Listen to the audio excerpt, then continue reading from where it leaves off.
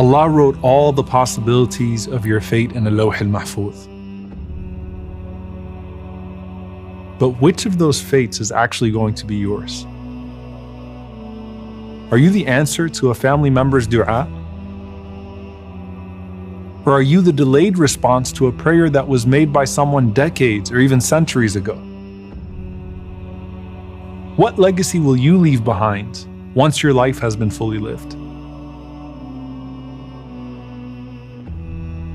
Why did Allah choose this moment in history for you to arrive?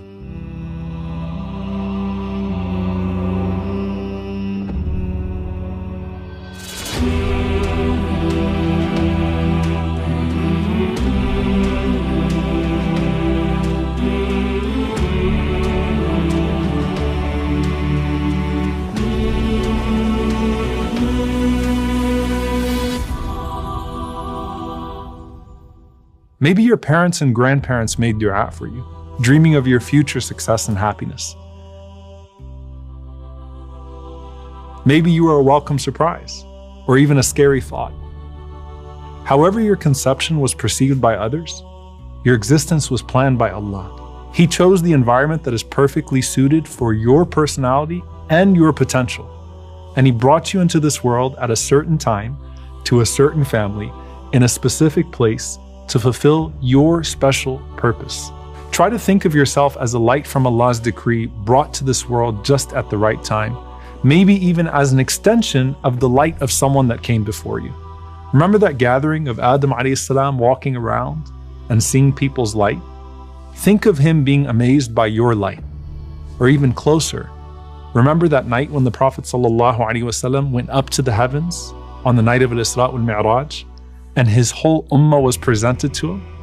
Imagine the Prophet ﷺ walking through his ummah and then coming up to you and saying, "What beautiful light you have."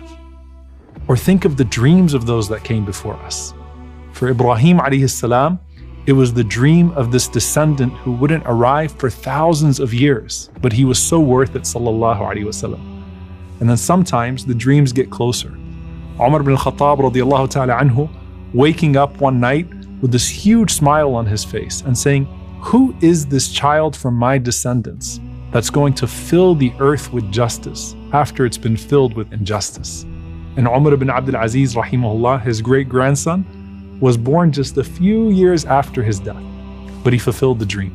I often think, what persecuted, enslaved Muslim woman is Malcolm X at Hajj Malik al-Shabazz an answer to? Every single person has their special turn in the grand story of this world. The question is whether we realize our potential and become that blessed presence wherever we find ourselves. When Isa alayhi salam was born, he said, وَجَعَلَنِي مُبَارَكًا أَيْنَمَا كُنْتَ, and Allah made me blessed wherever I may be.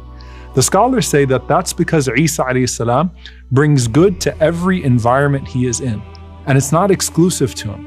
When we do the same, we are also mubarak to whatever place we're put in. And your birth itself may have been mubarak because you were a blessing to your family, and maybe even the answer to someone's dua long before you got here. We arrive in this world with certain hopes pinned to us, and also darkness that precedes us, confronting us at every turn. It might be the darkness of a broken family. It might be the darkness of someone else's betrayal. It might be the darkness of oppression. Remember, the Prophet ﷺ called dhulm, dhulumat, darknesses. Allah subhanahu wa ta'ala illuminates the darknesses of this world through the light of His decree. He illuminates it through the light of His revelation. And then He illuminates it through the light of your deeds. That's what some of the scholars say, nurun ala nur, is light upon light. But we have to kindle that light inside of us. Otherwise, we become sources of evil ourselves. And that's when the darkness of this world actually becomes our darkness. In fact, we can become submerged in waves of darkness. ظُلُمَاتٌ بَعْضُهَا فَوْقَ بَعْضٍ إِذَا أَخْرَجَ يَدَهُ لَمْ يَكَدْ يَرَاهَا. Darkness upon darkness instead of light upon light. And you become so blind that you can't even see your own hand. But you choose whether to be a curse of your time or a blessing for your era. This is what the Prophet ﷺ meant when he said, "Fi kulli qarnin min ummati sabiqun." In every generation of my ummah, there are forerunners. It means to be, as the scholars said, ibn al-waqt, a child of the moment. And it's not just your moment, because our stories are all interconnected, even across time and place. Think of how many marriages almost didn't work out, and how many dangerous pregnancies in your lineage preceded your risky birth. And think of how unlikely your existence was. But Allah subhanahu wa ta'ala made it happen, because it's part of a bigger story. Maybe the reason you find yourself in a position to build this masjid in some remote town is because of the dua of a Muslim who passed by that town 100 years ago and said, Ya Allah, I hope there's a masjid there one day.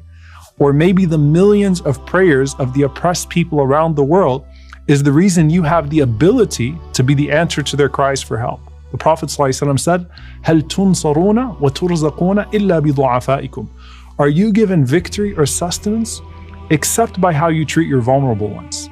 Being a blessing to someone else is a reason by which the decree for you becomes blessed. So as for the Prophet ﷺ himself, he said, أَنَا دَعْوَةُ Abi Ibrahim. I am the dua of my father Ibrahim. And the glad tidings of Isa.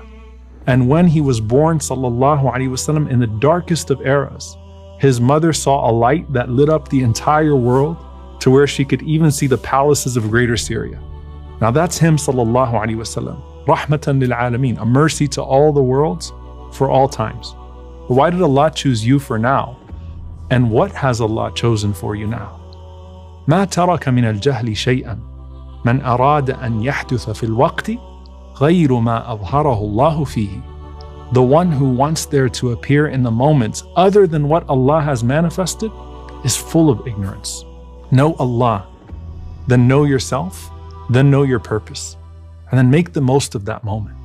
So many people look back at other periods of history and wonder, why wasn't I there instead? You had similar trials in some way, but in other ways you're completely different. Imagine how badly the tabi'een who just missed being able to live with the Prophet ﷺ felt when they realized they were left out of being Sahaba. But then when they would tell the companions, how blessed are you all to have lived with the Prophet ﷺ, the Sahaba would respond and say, you have no idea how hard it was to support Islam in its earliest days. Do you really know that if you lived in that time, you would have been Abu Bakr and not Abu Jahl? Are you sure when you read historical episodes in the Quran, you would have been on the right side of that episode? Would you have been on the ship with Nuh alayhi salam, or with the majority of people that were actually mocking him? Would you have been ready to support Musa alayhi salam against a vicious tyrant like Fir'aun? Well, every part of history has elements of these stories, with all of their tyrants and trends. And you have to decide which character you are today. Because Allah created you for now, because that's what's best for you. To make the best of the moment and transform it to be the best deed for your eternal life.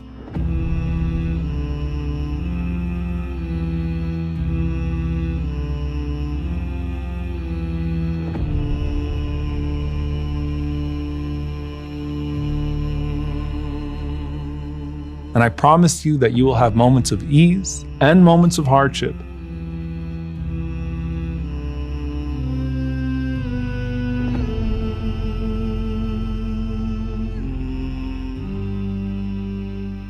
And then moments of blessing in the midst of a hardship that's actually greater than the test itself.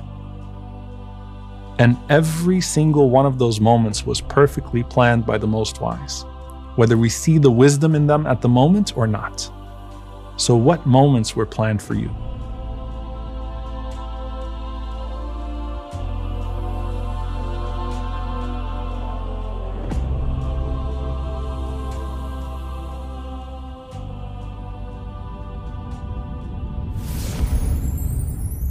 قل لن يصيبنا إلا ما كتب الله لنا هو مولانا وعلى الله فليتوكل المؤمنون